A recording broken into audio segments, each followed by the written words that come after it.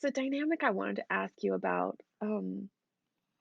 giving and getting help that is really tender and hard. I think there's a lot of people in our community who are caregiving as now it's almost like it's part of their personality, like it's just so grown into their and then there's many of us who have to receive more help than we would prefer at all in any way. Of course. And so I just wondered if we could I'd love Catherine, if you don't mind starting us, like, how does it feel to get help? And like, what happens when you don't want it and you feel righteously pissed off about something? And how hard is it to get help in a regular day of a regular marriage? Right. I mean, super complicated.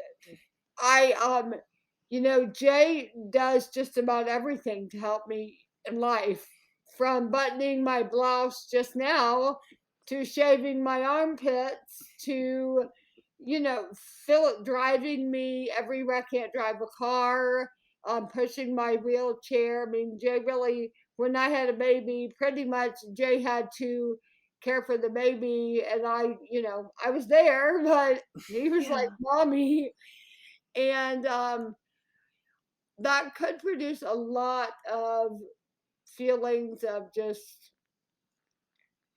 I mean, sadness doesn't begin to cover it, just shame, honestly, and Yeah. unworthiness. And I think as early on as within the first year of the stroke, I think I did have a moment of asking God if this was some sort of, not asking God actually, asking myself, Yeah. have I believed a lie? Is God even real? And if he is real, has he made a mistake? And what is going on?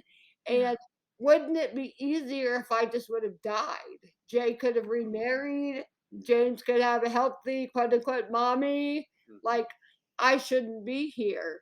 And I really feel like in those very, very dark moments, I was deeply encouraged in, I mean, truth, I'd known from when I was a small child that Yeah. somehow if I was supposed to have died, I would have died. God Mhm. doesn't make mistakes.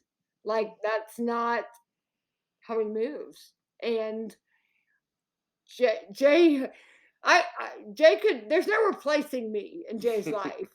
And It's true. I think that's encouraged me ever since that, Yeah. yeah, Jay couldn't get a replacement.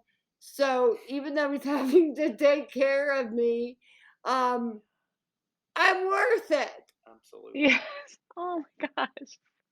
That's that's a that is such a hard one, beautiful thing to say. Yeah, good. You are too, Kate. Well, I I did all that. I mean, when you're describing that, I remember having all of those really strong, like, backup plans where I was like, "Hey, she'll be great." You know, this new person is gonna be so much less work than all of this. And then, like, it was easy to kind of